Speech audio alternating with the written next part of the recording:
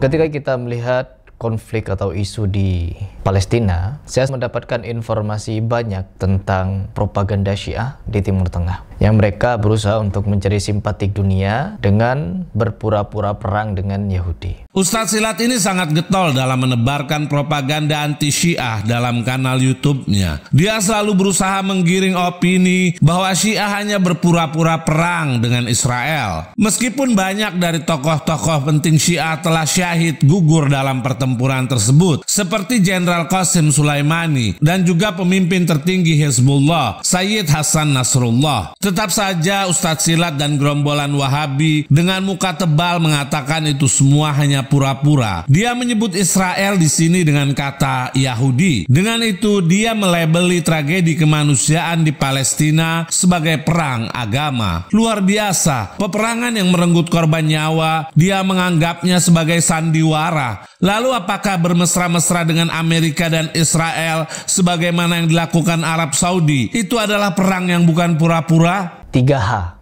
Kata Netanyahu, ada 3H yang berperang dengan Yahudi, yaitu Houthi, Hizbullah, dan Hamas. 3H ini jelas dimonitori atau digerakkan oleh Iran. Dan pertanyaannya, kalau kalian berpikir ya, sebagai orang Sunni yang mau berpikir akan niat busuk oleh Syiah Rafidah, yang dimana mereka ini ingin menghancurkan Sunni dengan berbagai macam cara. Membunuh dengan diam-diam boleh, membunuh dengan terang-terangan boleh, merampas harta boleh, darah kita halal bagi mereka. Itulah Syiah. Dari mana datangnya ide bahwa niat busuk Syiah Rafidah adalah ingin menghancurkan Sunni dengan berbagai macam cara? Membunuh Sunni secara diam-diam atau terang-terangan boleh. Fitnah seperti ini halal hukumnya bagi Wahabi. Bicara serampangan tanpa bukti, kami tegaskan pada siapapun yang menyaksikan, tidak akan pernah Anda temukan fatwa atau apapun bentuknya bahwa Syiah menghalalkan darah Sunni. Kemudian, apa hubungannya dengan Syiah pura-pura perang dengan Israel? Jelas sekali tidak ada hubungannya kecuali untuk memuluskan propaganda anti Syiah, menebarkan kebencian kepada Syiah. Karena ketika dunia terpecah dalam keraguan dan apatisme, perjuangan Syiah membela Palestina menjadi magnet bagi hati-hati yang mendambakan keadilan. Seruan solidaritas itu menggema, menggugah simpati. Maka Wahabi tidak dapat mencegah hal ini kecuali dengan fitnah, dengan mengatakan bahwa itu hanya pura-pura. Pemirsa dapat temukan bahwa tuduhan Syiah pura-pura perang dengan Israel ini seragam dari Wahabi paling awam seperti makhluk ini sampai ulamanya. Justru malah yang ada di dalam kitab Wahabi bahwa Rafidah layak untuk dibunuh. Dalam kitab As-Sarimul Maslul karya Ibn Taimiyah, salah satu ulama rujukan Wahabi, cetakan tahun 1983, halaman 582 sampai 583. Ibn Taimiyah menukil riwayat Rasulullah Shallallahu Alaihi Wasallam bersabda kepada Ali, maukah aku tunjukkan kepadamu suatu amal yang jika engkau mengerjakannya maka engkau akan menjadi penghuni surga, dan engkau sudah termasuk penghuni surga. Akan datang sesudah kita suatu kaum yang memiliki julukan, mereka disebut Rafidah. Jika kalian menjumpai mereka, maka bunuhlah mereka, karena mereka orang-orang musyrik.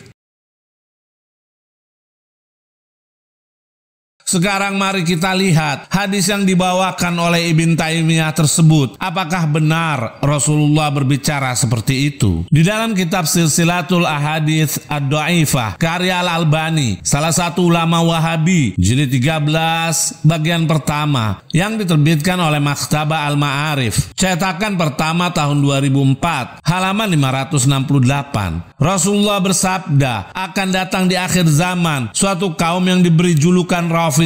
Mereka keluar dari Islam tetapi melafazkannya. Bunuhlah mereka karena mereka adalah orang-orang musyrik. Al-Albani berkata, hadis dhaif sampai kalimat. Kemudian dari jalur Ibnul Jauzi di dalam kitab Al-Ilal, dari jalur periwayatannya Imran bin Zaid At-Taghlabi telah mengabarkan kepadaku Al-Hajjaj bin Tamim dari Maimun bin Mihran dari Abdullah bin Abbas secara marfu. Aku berkata, sanadnya dhaif.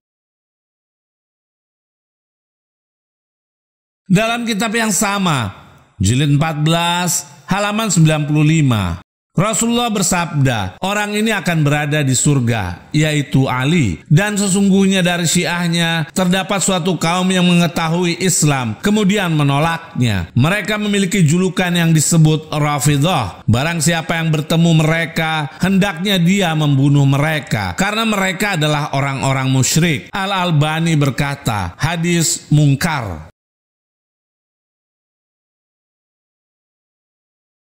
Inilah salah satu bentuk kebohongan Imam Ustadz Silat, yaitu Ibn Taimiyah, sehingga ketika pengekornya berbicara bohong setiap saat tidak perlu diherankan, karena buah jatuh tidak jauh dari pohonnya. Dan saya membahas ini bukan tanpa risiko, teman-teman, karena gerakan Syiah Rafidhah di Indonesia itu juga masif. Mereka memiliki power yang bisa saja mereka ini menculik saya, membunuh saya, atau melakukan tindakan-tindakan yang kalian bisa tebak sendirilah bahwa mereka ini tidak segan untuk melakukan tindakan kekerasan. Terbukti di Iran sana, kaum muslim Sunni di sana dipaksa untuk berbaiat ke Syiah. Dan juga apa yang terjadi? Penculikan, teman-teman. Penculikan dan pembunuhan ulama. Ulama-ulama Sunni di Iran sana ada yang diculik dan dibunuh. Masuk di berita, masuk kepada berita. Ustadz Silat ini yang mungkin pada waktu kecilnya pernah jatuh dari pohon kepala duluan, berhalusinasi bahwa videonya ini beresiko terancam keselamatan dirinya. Kemudian ngomong tidak karuan dengan modal screenshot dan headline tanpa tahu apa isi berita tersebut. Langsung menebar fitnah bahwa kaum muslim di Iran dipaksa membaiat Syiah dan ulama-ulama Sunni di sana diculik dan dibunuh. Padahal berita ini tidak ada hubungannya dengan konflik Sunni Syiah. Ini berita tahun 2022. Peristiwa tersebut adalah pergolakan dalam negeri Iran pasca protes nasional meletus pada September atas kematian dalam tahanan seorang wanita Kurdi Iran berusia 22 tahun, Mahsa Amini. Dan investigasi telah dibuka untuk peristiwa itu. Untuk lebih lengkapnya, pemirsa dapat membuka link berikut ini. Sungguh tidak tahu malu dan tidak memiliki rasa takut kepada Allah Ustadz Silat yang merasa akidahnya paling benar ini. Bahkan yang paling kami herankan, kok masih ada orang yang mempercayai makhluk ini, sementara pengetahuan agamanya di bawah minim. Entah apa yang dia cari dengan membuat konten-konten semacam ini. Syiah Yahudi ini terkesan berperang, tapi pada kenyataannya tidak, teman-teman. Mereka mesra. Pura-pura perang di hadapan kita, tapi di belakang kita mereka mesra. Mereka bekerja sama, beribadah, menumpahkan darah kaum muslimin di Gaza sana. Bukan cuma di Gaza, di Suriah juga begitu. Coba lihat apa yang terjadi pada saat Syiah sudah mulai berkuasa. Anda harus paham ya, orang-orang Syiah menganggap Anda semuanya ahli sunnah kafir. Dalahnya halal. Mau lihat buktinya? Apa yang mereka lakukan di Irak? Mereka menggantung Saddam, membunuh umat Islam ribuan di Irak. Semua yang berpaham Sunni dihancurin, dibunuh. Dan bukan cuma dibunuh, masjidnya dirusak. Emang sudah begitu. Di Irak itu bukti. Di Syria itu 225.000 orang Sunni dibunuh karena mereka anggap itu ibadah. Ini bukan main-main ini, gitu kan? Biar kalian tahu, anak-anak, perempuan, warga-warga sipil, kalau kalian melihat video-video kekejaman dari orang Syiah, orang Yahudi, miris, teman-teman. Sangat-sangat miris. Dan kasihan kepada umat Sunni yang ada di Indonesia terkhusus. Mereka banyak terpedaya dengan orang-orang Syiah. Takiyah mereka sangat hebat. Dan tujuan mereka tetap, yaitu menghancurkan Sunni, teman-teman. Ya, Sunni. Sunni bagian mana?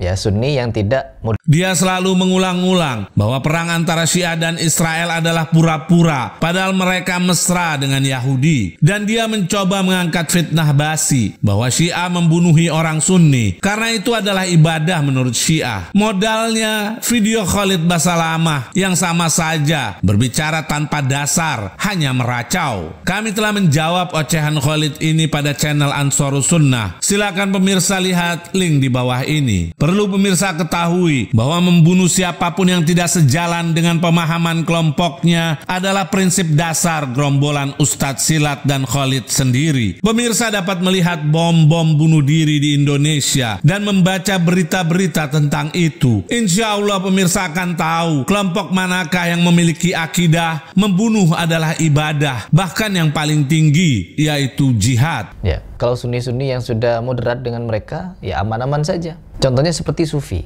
Bahkan Sufi ini dipuji-puji oleh pendeta Syiah. Ya, kalau kalian ingin menghancurkan Wahabi dari kota kalian, dari negara kalian, maka dukunglah Sufi. Sesungguhnya Sufi dengan Syiah saling bertawun, bekerja sama.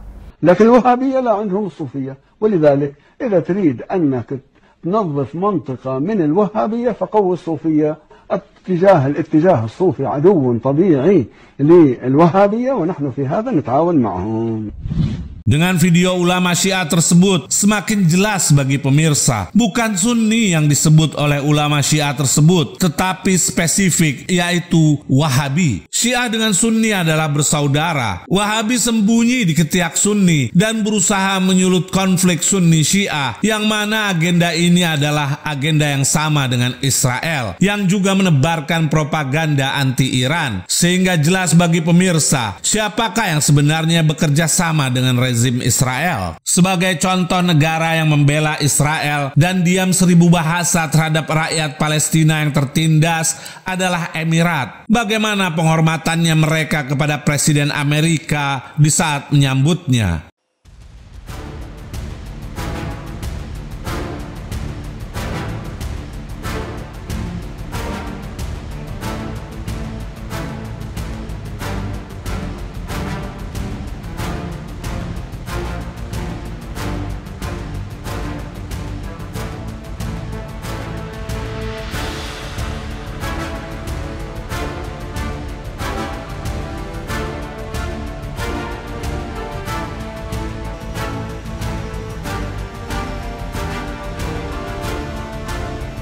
Semoga para pemirsa dapat menilai omongan Ustadz Silat ini, yang setiap kali dia tampil hanya menyadur atau mengkopi berita-berita yang tidak jelas, karena jika tidak demikian, dia akan menjadi pengangguran. Sekaligus informasi bagi para pemirsa bahwa Sunni sejati adalah video di bawah ini. نقول للعالم وبكل صراحة وأنا شيخ فلسطيني سني إن الذي أنصفنا ووقف معنا في هذه المعركة هم الشيعة فقط أتباع الإمام الحسين عليه السلام. معركة طوفان الأقصى فرزت هذه الأمة بين أمة أصيلة وبين أمة مزورة.